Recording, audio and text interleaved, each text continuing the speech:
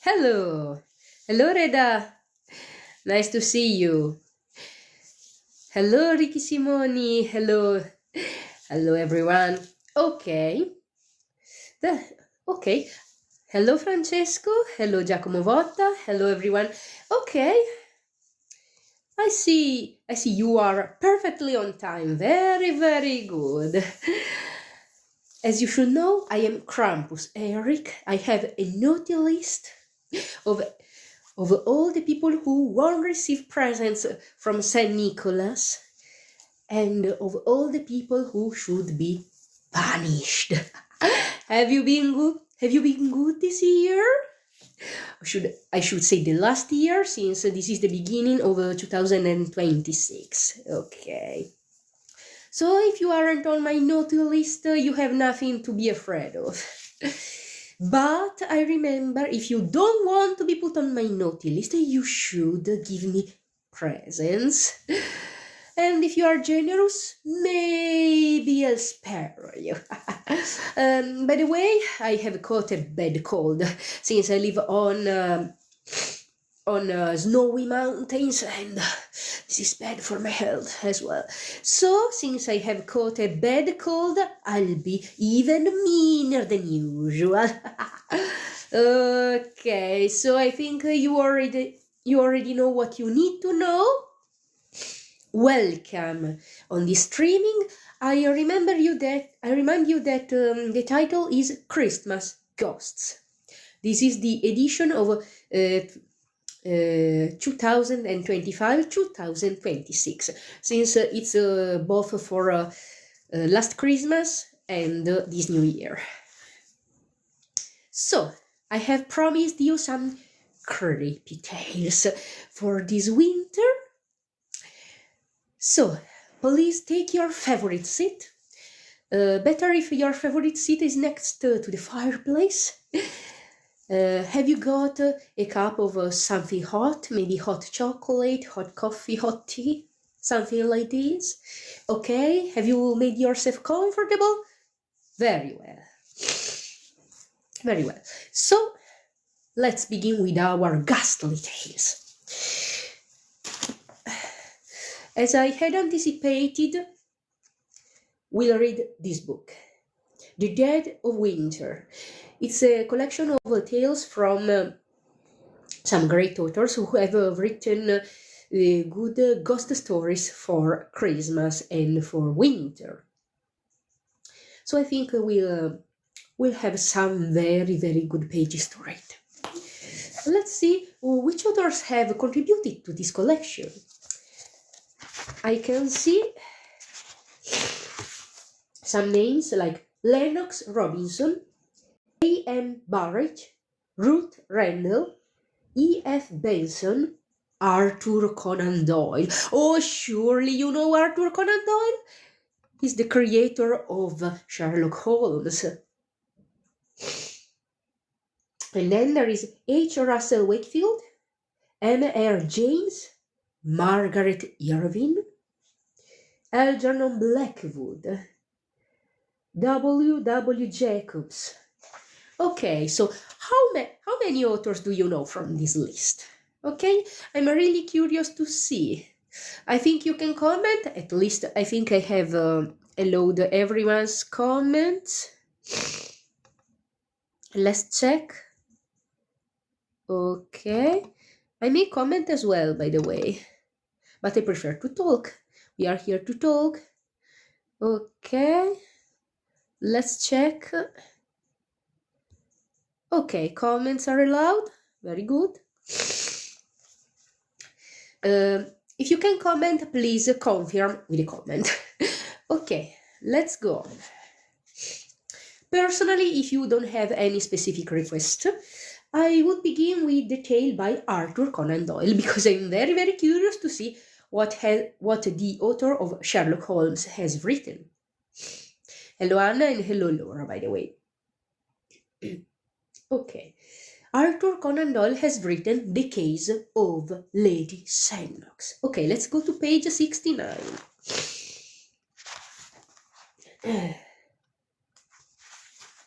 The Case of Lady Sennox by Arthur Conan Doyle. The relations between Douglas Stone and the notorious Lady Sennox were very well known both among the fashionable circles of which she was a brilliant member, and the scientific bodies which numbered him among their most illustrious confrères. There was naturally, therefore, a very widespread interest when it was announced one morning that the lady had absolutely and forever taken the veil, and that the world would see her no more. Oh, of course. When, at the very tail of this rumor, there came the assurance that the celebrated operating surgeon, the man of steel nerves, had been found in the morning by his valet, seated on one side of his bed, smiling pleasantly upon the universe, with both legs jammed into one side of his breeches and his great brain about as valuable as a cap full of porridge. The matter was strong enough to give quite a little thrill of interest to folk who had never hoped that their jaded nerves were capable of such a sensation. Okay, so it seems that our scientist, our surgeon, has gone mad. Oh, it may happen, especially in ghost stories. Okay. Douglas Stone in his prime was one of the most remarkable men in England. Indeed, he could hardly be said to have ever reached his prime, for he was but 39 at the time of this little incident. Okay, he was positively young.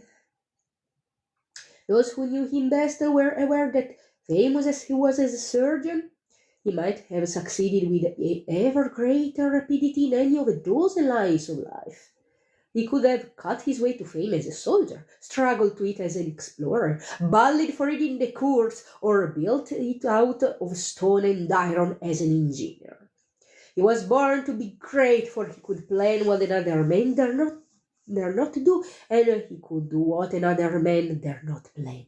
In surgery, none could follow him. His nerve, his judgment, his intuition were things apart. Again and again his knife cut away death, but grazed the very springs of life between it, until his assistants were as white as the patient. His energy, his audacity, his full-blooded self-confidence, does not the memory of them still linger to the south of Marylebone Road and the north of Oxford Street? His vices were as magnificent as his virtues, and infinitely more picturesque. Large as was his income, and it was the third largest of all professional men in London, it was far beneath the luxury of his living. Deep in his complex nature lay the rich vein of sensualism, at the sport of which he placed all the prizes of his life. Ok. Emma Bears has written: come stai? Ciao. Io, vabbè, raffreddore a parte, sto bene, spero che stia bene anche tu. Benvenuta, benvenuta. E benvenuto anche a Luigi, che ho visto solo adesso. Okay, what were we saying? I was greeting an Italian friend, of course. The idea, the touch, the palate, all were his masters. The bouquet of old vintages, the scent of rare exotics, the curves and tints of the daintiest potteries of Europe, it was to this that the quick-running stream of gold was transformed. Ok? Ciao Flo! Ciao Flo! Ah, ma grazie, ma mi hai mandato un regalino, ma grazie mille!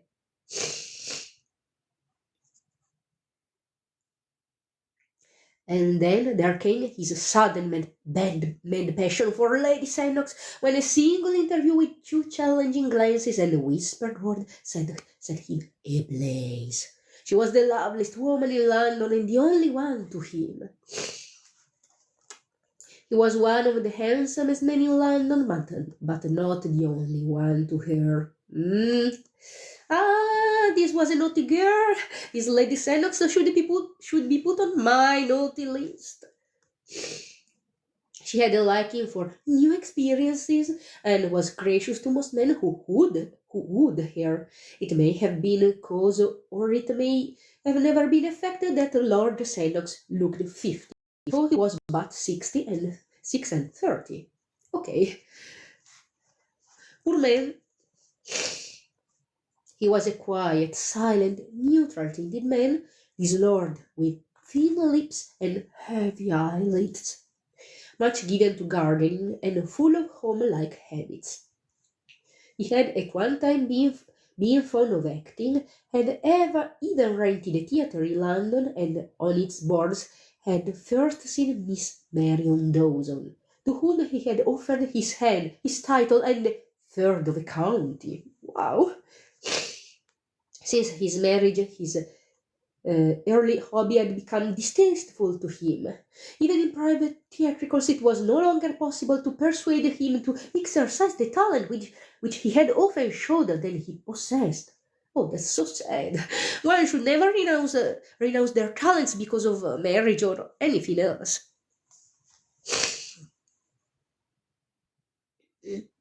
He was happier with the spud and the watering can among his orchids and chrysanthemums. Okay, I see some tongues here. Okay, I'll answer to bad faces with the worst one. Remember. It was quite an interesting problem whether he was absolutely devoid of sense or miserably wanting in spirit. Did he know his lady's ways and condone them? Or was he a mere lying, doting fool? It was a point to be discussed over the teacups in snug little drawing rooms, or with the aid of a cigar in the bow windows of clubs. Bitter and plain were the comments among men upon his conduct. There was but one who had a good word to say for him, and he was the most silent member in the smoking room. He had seen him breaking a horse at the university, and it seemed to have left an impression upon his mind.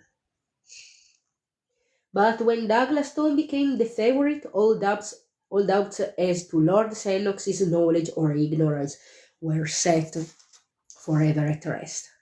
There was no subterfuge about Stone. In his high-handed, impetuous fashion, he set all caution and discretion at defiance.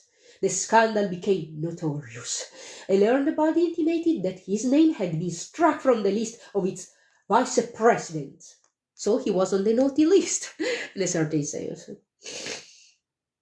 Two friends implored him to consider his professional credit. He cursed them all three, and spent 40 guineas on a bangle to take with him to the lady.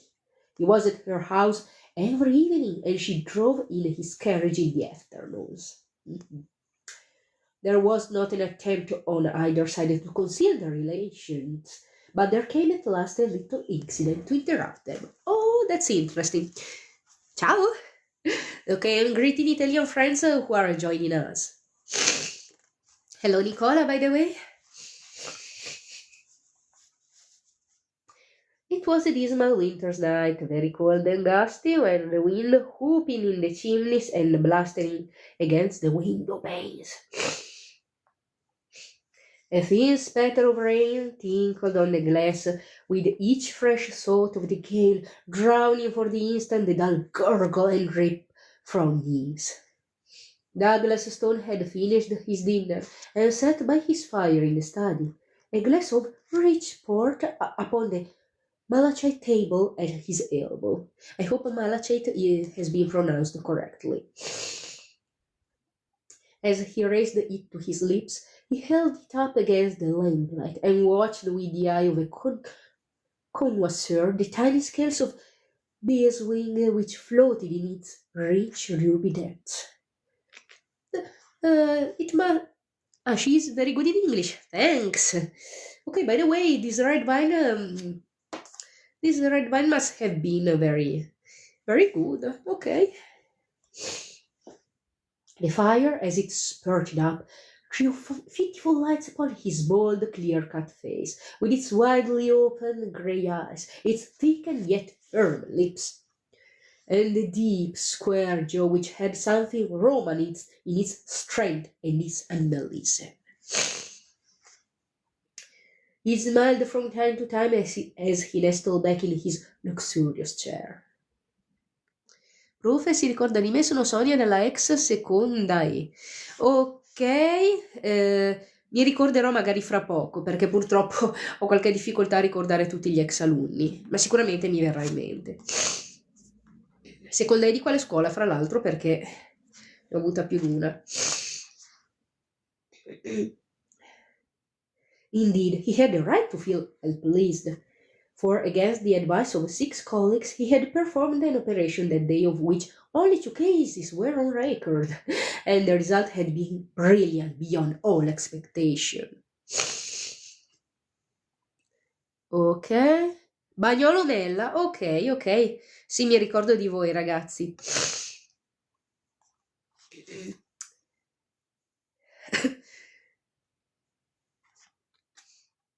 No other man in London would have had the daring to plan or the skill to execute such a heroic measure. But he had promised Lady Sennox to see her that evening, and it was already 8:30. His hand was outstretched to the bell to order the carriage when he heard the thud of the knocker. Tock, tock. An instant later there was the shuffling of feet in the hall and the sharp closing of a door. "A patient to see you, sir, in the consulting room," said the butler. About himself? "No, sir, I think he wants you to go out." "It is too late!" cried Douglas Stone peevishly. "I won't go." "This is his card, sir." The butler presented it upon the gold salver which had been given to his master by the wife of a prime minister. Hamil Ali, Smyrna. Huh, the fellow is a Turk, I suppose. Yes, sir, he seems as if he came from abroad, sir, and he's in a terrible way. Oh, I have an engagement. I must go somewhere else. But I'll see him. Show him in here, him. A few moments later, the butler swung open the door and ushered in a small and decrepit man who walked with a bent back and with the forward push of the face and blink of the eyes, which goes with extreme short sight. Okay, a little like me. His face was swarthy, and his hair embroidered of the deepest black. In one hand he held a turban of white muslin striped with red, in the other a small chamois leather bag. "Good evening," said Douglas Stone when the butler had closed the door. "You speak English, I presume?" "Yes, sir. I am from Asia Minor, but I speak English when I speak slow." "You wanted me to go out, I understand?" "Yes, sir. I wanted very much that you should see my wife." "I could come in the morning, but I have an engagement which prevents me from seeing your wife tonight." Okay.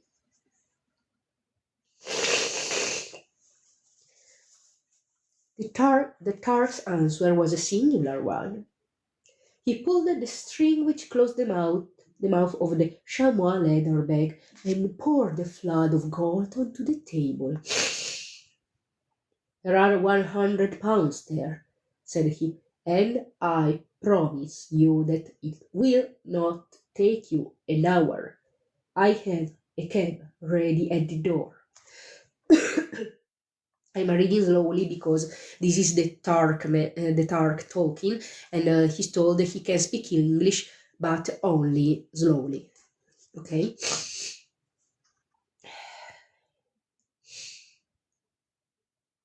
Douglas Stone glanced at his watch. An hour would not make it too late to visit Lady Sennox. He had been there later, and the fee was an extraordinarily high one. He had been pressed by his creditors lately, and he could not afford to let such a chance pass. He would go.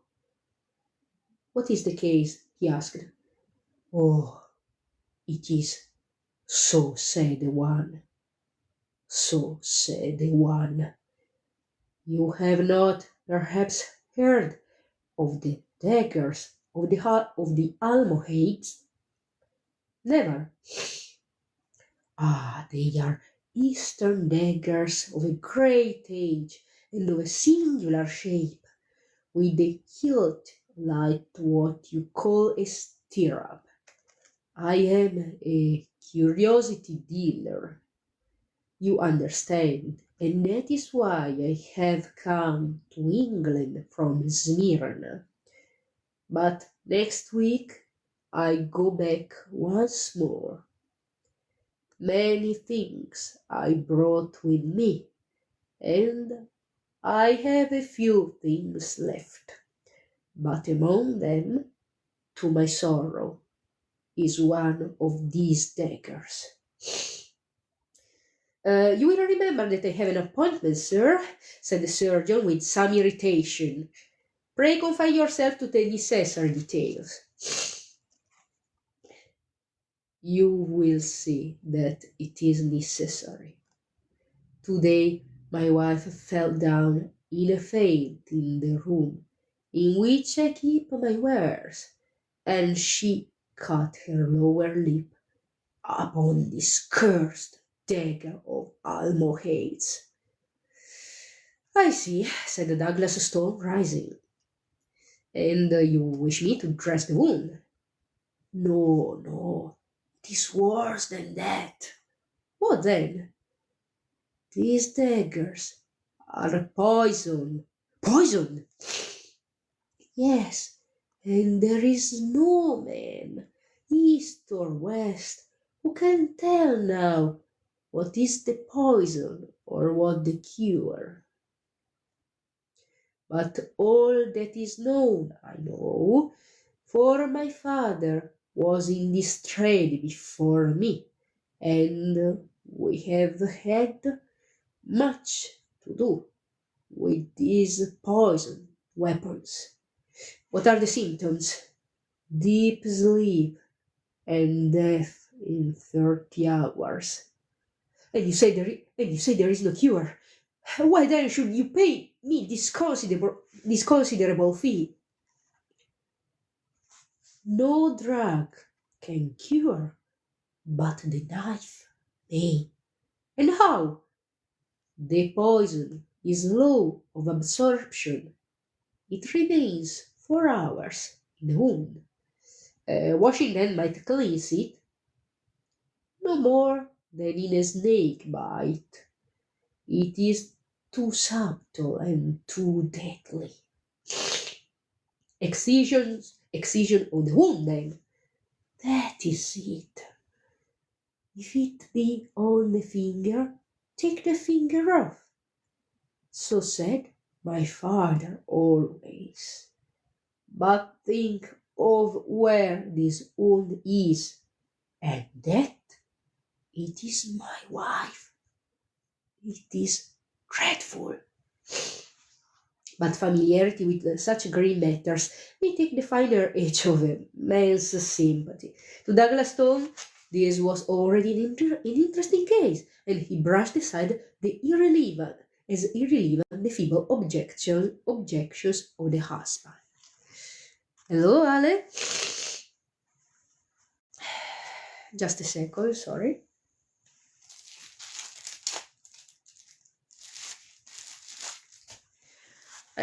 Okay. I need just a second without microphone, and then I'll be back in a second. Okay, where's the microphone?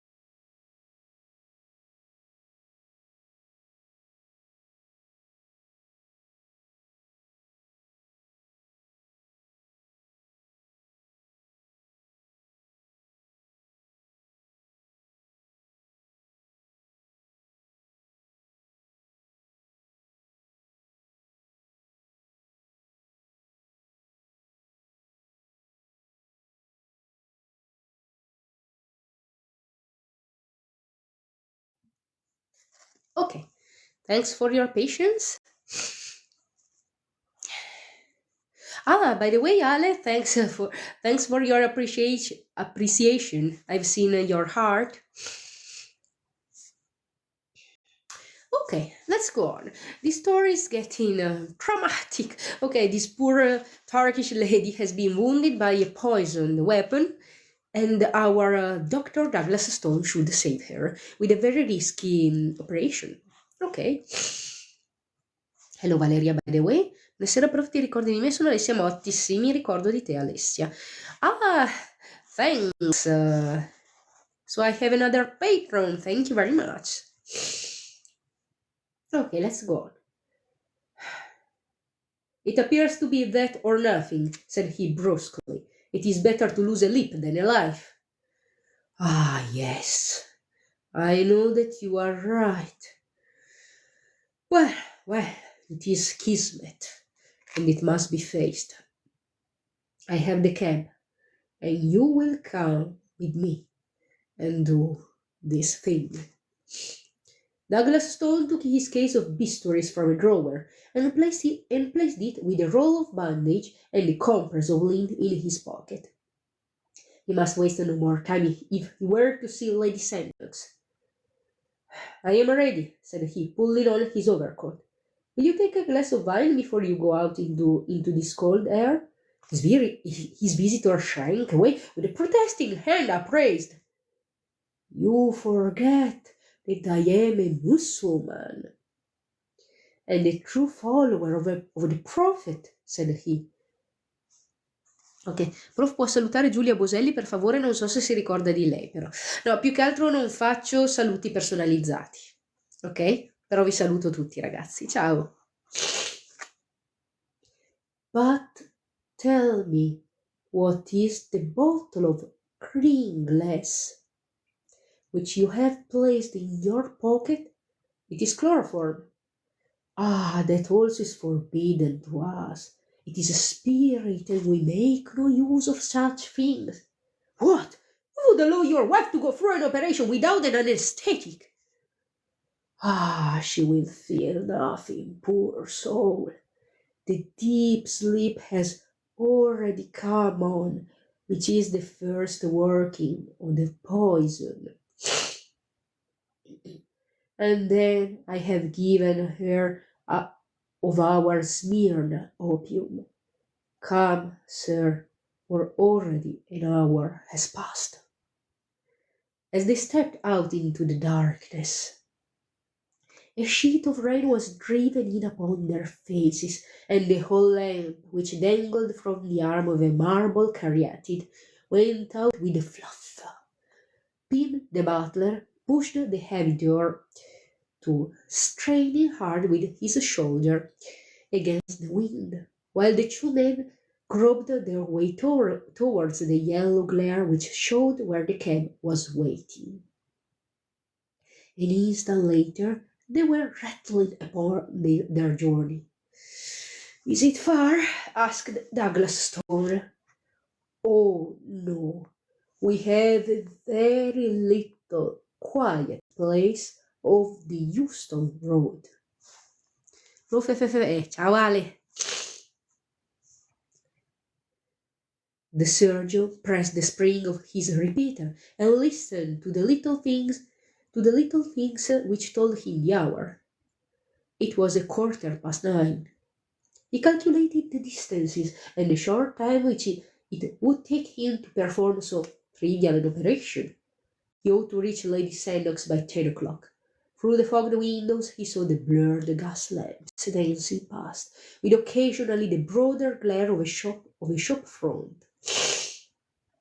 The rain was pelting or rattling upon the leathern top of the carriage, and the wheels swashed as they rolled through puddle and mud. Opposite to him, the white headgear of his companion gleamed faintly through the obscurity. The surgeon felt in his pockets and arranged his needles, his ligatures, and his safety pins, that no time might be wasted when they arrived. He chafed with impatience and drummed his foot upon the floor. But the cab slowed down at last and pulled up. In an instant, Douglas Stone was out, and the Smyrna merchant's toe was at his very heel. "You can wait," said he to the driver.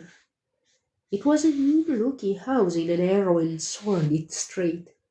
The surgeon, who knew his London well, cast a swift glance into the shadows, but there was nothing distinctive, no shop, no movement, nothing but a double line of dull, flat-faced houses, a double stretch of wet flagstones which gleamed in the lamplight, and a double rush of water in the gutters which swirled and gurgled towards the sewer gratings.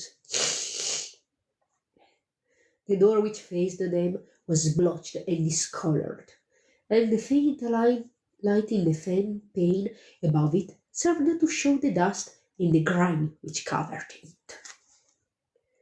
Above, in one of the bedroom windows, there was a dull yellow glimmer. The merchant knocked loudly, tock, tock, tock, and as he turned his dark face towards the light, Douglas Stone could see that it was contracted with anxiety. A bolt was drawn, and an elderly woman with a taper stood in the doorway, shielding the thin flame with her gnarled hand. "Is all well?" gasped the merchant. "She is as you left her, sir." "She has not spoken?" "No, she is in a deep sleep."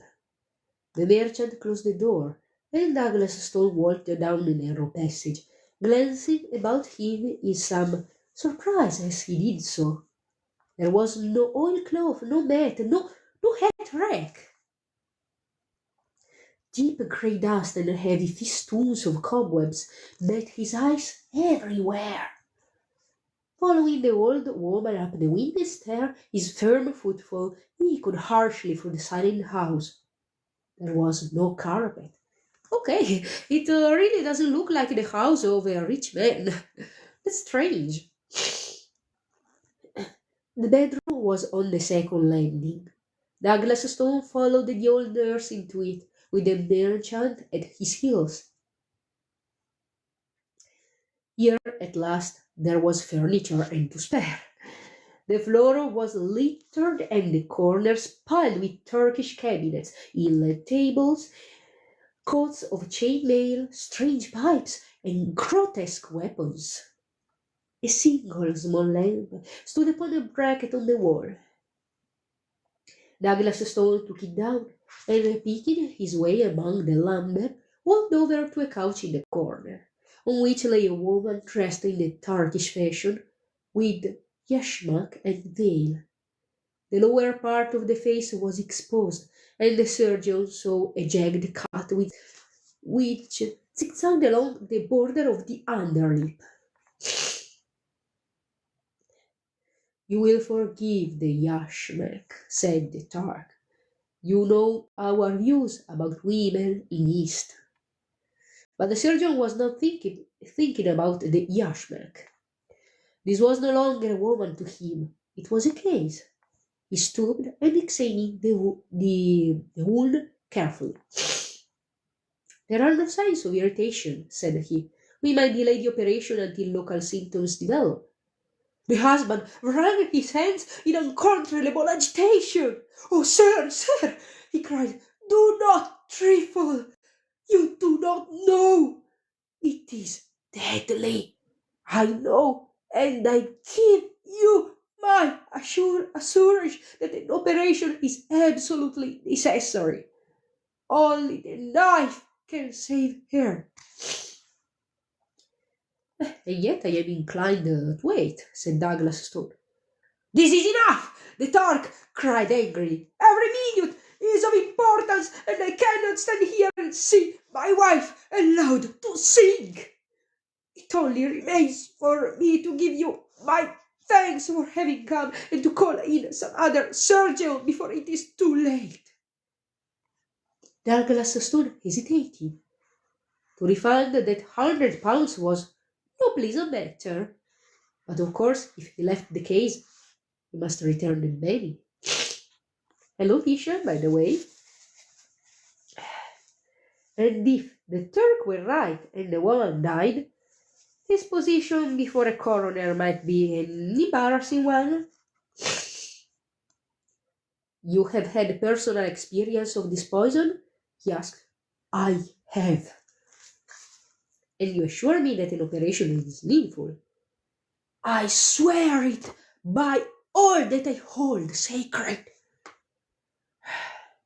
The disfigurement will be frightful. I can understand that the mouth will not be a pretty one to kiss. Douglas Stone turned fiercely upon the man. The speech was a brutal one, but the Turk has his own fashion of talk and of thought, and there was no time for wrangling. Douglas Stone drew a bistoury from his case, opened it, and felt the keen straight edge with his forefinger. Then he held the lamp closer to the bed. Two dark eyes were gazing up at him through the slit in the yashmak. They were all iris, and the pupil was hardly to be seen. You have given her a very heavy dose of opium. Yes, she has had a good dose. He glanced again at the dark eyes which looked straight at his own. They were dull and lustreless, but even as he gazed, a little shifting sparkle came into them, and the lips quivered. She is not absolutely unconscious, said he. Would it not be well to use the knife while it will be painless? The same thought had crossed the surgeon's mind. He grasped the wounded lip with his forceps, and with two swift cuts he took out a broad fish-shaped piece. The woman sprang up on the couch with a dreadful gargling scream. Her covering was torn from her face. It was a face he knew. In spite of that protruding upper lip and that slobber of blood, it was a face that he knew. She kept on putting her hand up to the gap and screaming. Douglas Stone sat down at the foot of the couch with his knife and his forceps. The room was whirling round, and he had felt something go like a ripping seam behind his ear. A bystander would have said that his face was the more ghastly of the two. Oh gosh, what's happened? Okay, let's wait a while and you'll know what's happened. I'll be back very, very soon.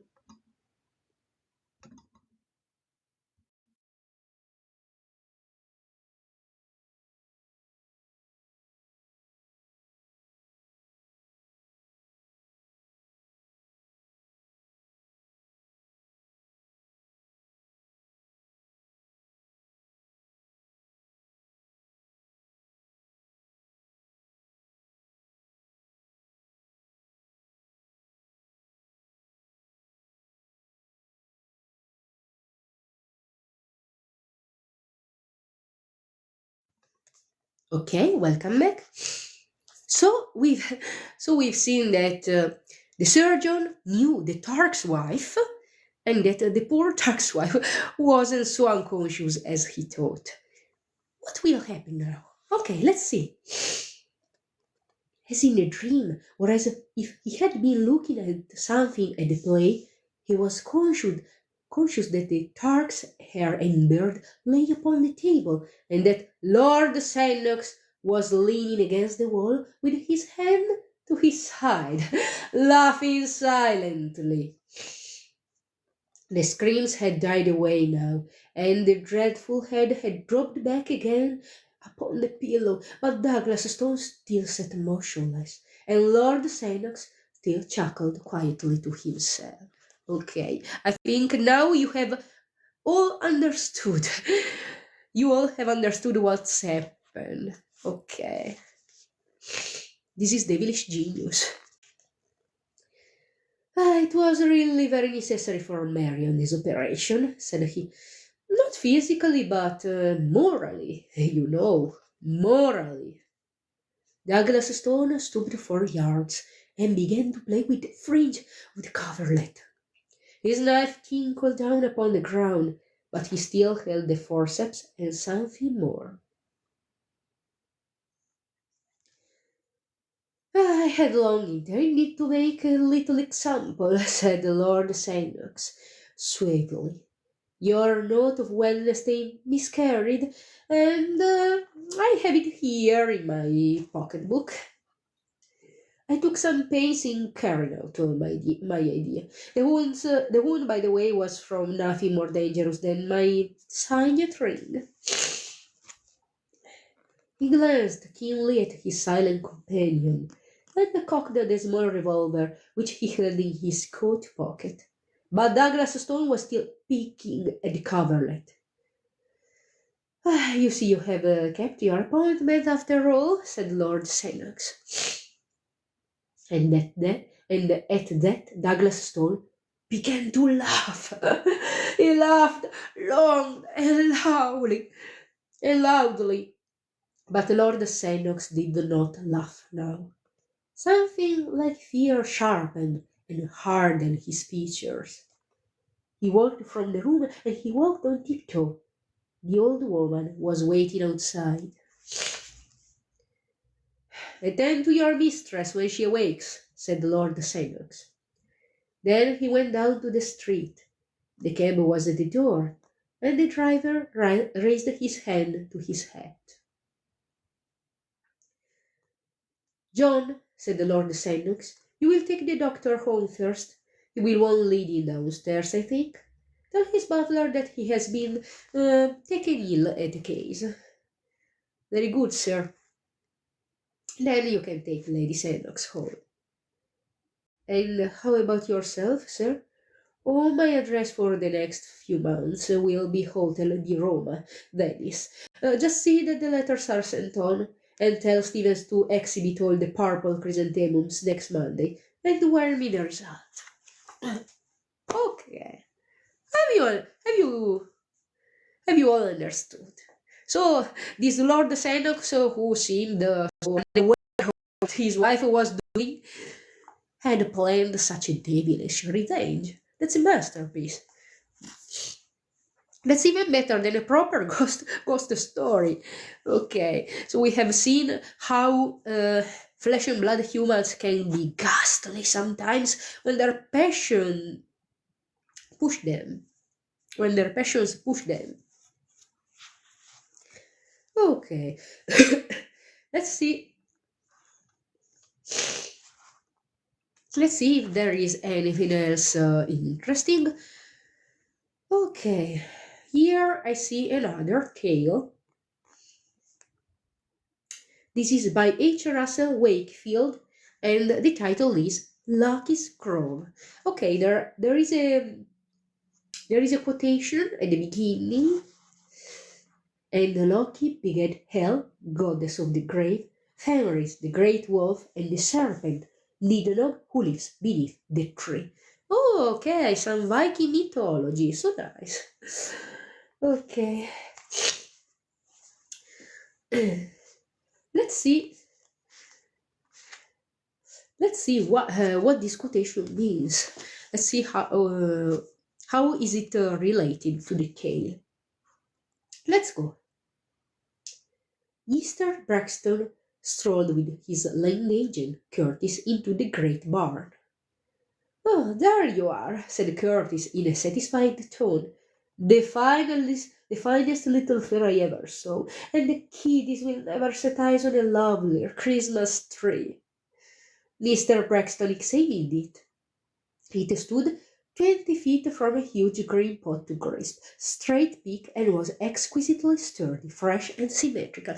So a tree is involved. A tree, just like in the mythological poem that has been quoted at the beginning. Okay. Yes, it is a beauty, he agreed. What did you find it?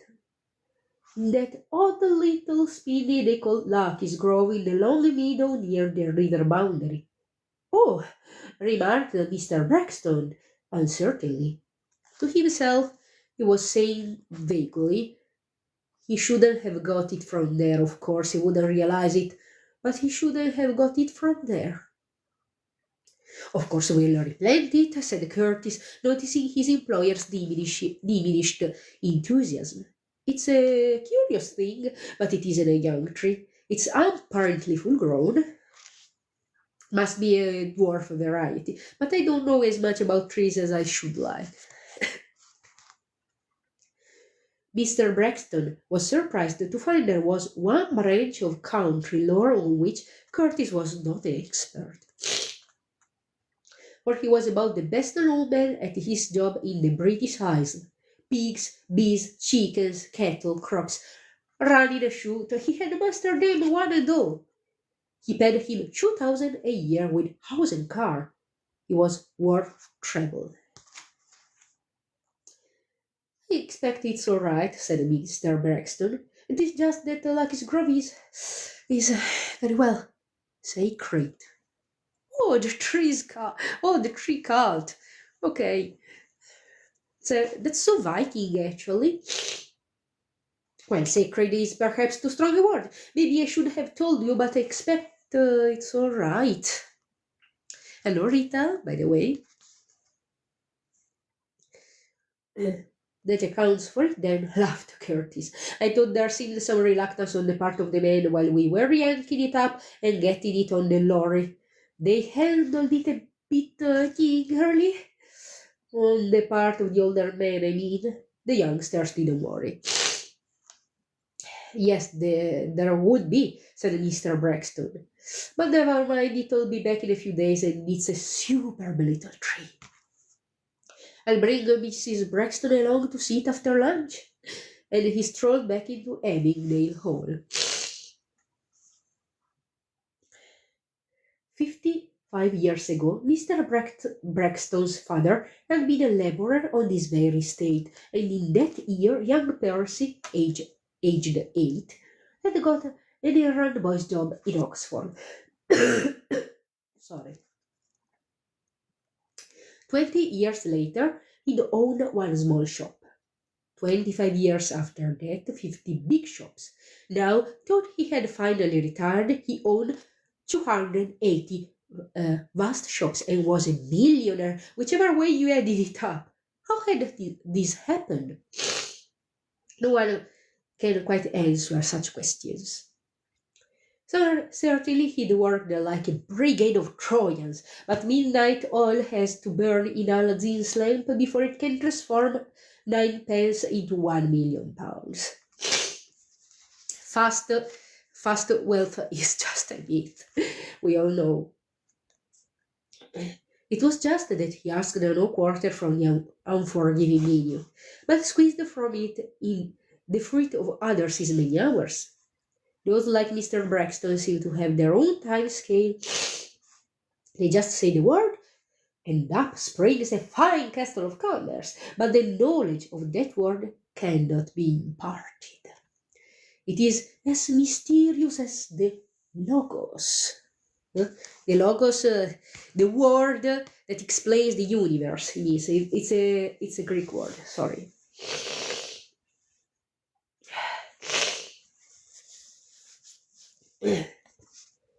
But all through his great labors he had been moved by one fixed resolve: to avenge his father. That fettered the spirit, for he had been an able, intelligent man who had had no earthly chance of revealing the fact to the world. Always the categorical determination had blazed in his son's brain: I will own Abingdale Hall, and where my father sweated, I will rule and be lord. And of course it had happened. Fate accepts the dictates of such men as Mr. Braxton, shrugs its shoulder, and leaves its revenge to death. The Hall had come on the market just when he was about to retire, and With an odd delight, an obscure sense of homecoming, the native returned, and his riding boots, shooting boots, golf shoes, and all the many glittering guineas worth, stamped in and obliterated the prints of his father's hobnails. That was the picture he often revisualized, the way it amused him to put it to himself, as he roamed his broad acres with surveyed the many glowing triumphs of his model husbandry. Thanks for having shared the live, by the way. If you send some presents, maybe I'll cancel you from my naughty list. Some credit was due to Buxton, blithe and debonair Mrs. Braxton, kindly, competent, and innately adaptable. She was awaiting him in the morning room, and they went in solitary state to luncheon. But it was the last peaceful lunch they would have for a spell. For a spell, the families were pouring in on the morrow. Oh, what's this spell? What does he mean for the families? As the footman was helping them to Solmenier, Mr. Braxton said, "Curtis has found a very fine Christmas tree. It's in the barn. You must come and look at it after lunch." "That is good," replied his wife. "Where did he get it from?"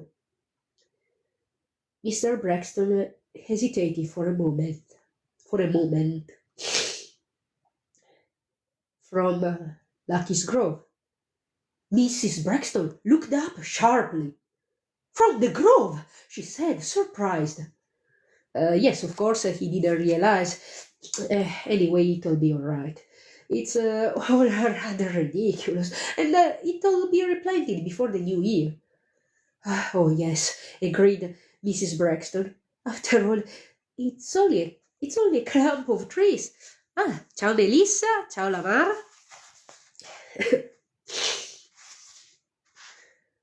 Quite, and it's just the right height for the ballroom.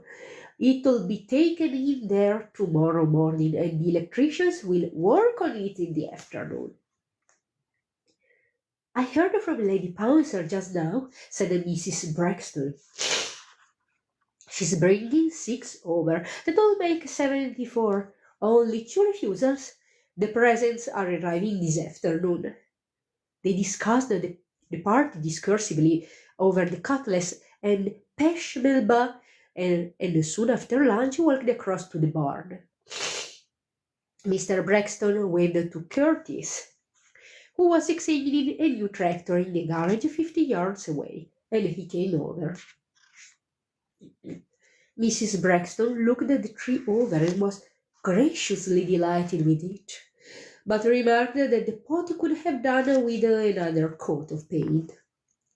She pointed to several streaks, rust-colored, running through the green. Of course it won't show when it's wrapped, but they didn't do a very good job. Curtis leaned down. They certainly didn't, he answered irritably. "I'll see to it. I think it's spilled over from the soil. That copse is on a curious patch of red sand. There are some at Freeford too." When we pulled it up, I noticed the roots were stained dark crimson. Okay, just like blood. I don't like it. Melissa, ti saluto i miei, volentieri, grazie. Ciao, Brusco. Oh, ma grazie, Brusco è un altro benefattore, ma che gentile. You are all so generous today. Maybe you are afraid to be put on my naughty list? Oh, who knows?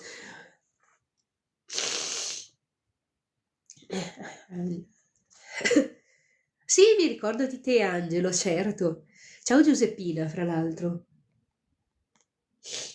He put his hand down and scraped at the stains with his thumb.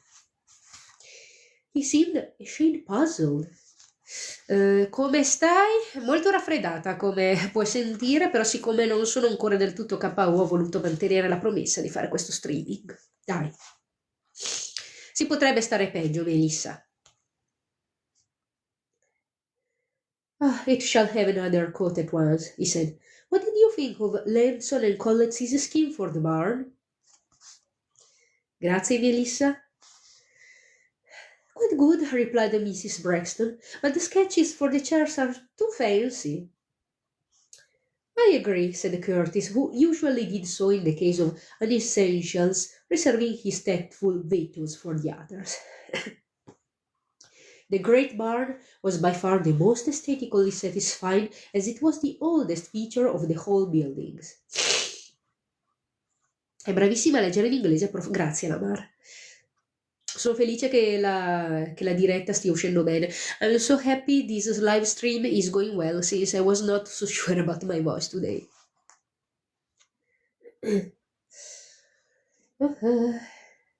It was vast, exquisitely proportioned, and mellow. That could hardly be said of the house itself, which the fourth Baron of Abingdale had rebuilt on the cinders of its predecessor in 1752. This nobleman had travelled abroad extensively and returned with most enthusiastic, grandiose, and indigestible ideas of architecture. The result was a gargantuan piece of rococo jocoso, which only an entirely humorless pedant could condemn. It contained 42 bedrooms and 18 reception rooms, so Mrs. Braxton had made it at the last recount. Ciao, ci vediamo presto. Ciao Melissa, ok. Ah, Lamar, grazie per aver condiviso la live. Thank you for having shared the live, and thank you for your appreciation. But Mr. Braxton had not repeated with the interior the errors of the fourth Baron. He'd briefed the greatest expert in Europe, with the result that the interior was quite tasteful and sublimely comfortable. Maybe he wasn't fond of Rococo. Which style might he have chosen? Maybe a neoclassical one? Who knows? Oh, he exclaimed as they stepped out into the air. It is getting nippy. Yes, said Curtis. There is a northeaster blowing up. Maybe snow for Christmas. On getting back to the house, Mrs. Braxton went into a huddle with butler and housekeeper, and Mr. Braxton retired to his study for a doze. But instead, his mind settled on Lucky's Grove. When he'd first seen it again after buying the estate, it seemed as if 50 years had rolled away, and he realized that Abingdale was far more summed up to him in the little copse than in the gigantic barracks 2 miles away. At once he felt at home again. Yet, just as when he'd been a small boy, the emotion the grove had aroused in him had been sharply tinged with awe. So it had been now, half a century later. He still had a sneaking dread of it. How precisely he could see it, glowing darkly in the womb of the fire before him, standing starkly there in the center of the big fallow field, a perfect circle. And first, a ring of holm oaks, and, facing east, a bridge terrain to the first, and past them on the west a gap to the yews. It had always required a tug at his courage, not always forthcoming, to pass through them and face the mighty Scotch fir, rearing up its great ball from the grass mound. And when he stood before it, he'd always known an odd longing to fling himself down and, well, worship. It was the only word. The towering tree. His father had told him his forebears had done that very thing. But always, always when alone and a certain season. Sorry, but the live stream risked to be interrupted. His father had told him his forebears had done the very thing, but always when alone and a certain season of the year, and that no bird or beast was ever seen there. A lot of traditional nonsense, no doubt, but he himself had absorbed the spirit of the place and knew it would always be so. One afternoon in late November, a few weeks after they had moved in, it got off alone in the drowsy, misty dark, and when he'd reached the holm oak bastion and seen the great tree surrounded by its sentinels, he'd known again the quick turmoil of confused emotion. So this baron has taken a tree to make it his Christmas tree, and he has taken it from a holy place. He's beginning to understand that trees can be very sacred. He has felt the urge to worship them, even if he doesn't believe in this traditional nonsense, as he calls it. But there may be some truth in the trees cult. Actually, we all know that trees are very important to keep life on this planet, to protect life, to give us the very oxygen we breathe. So that's why trees should actually be considered sacred, since we can't live without them, and since a lot of time is needed to grow a tree and to make it big and strong enough to be actually useful. Okay, so this baron has violated a holy place, and he has a cursed Christmas tree. What else could happen? If you want to know, you have to read this book, The Dead of Winter, by several authors. I think we have shared enough time together. Of course, if you are eager to listen to some more pages, you can send a little present to me to convince me to go on a little more. What do you say? Will you tip me? You want to hear some more pages from this book? Right now?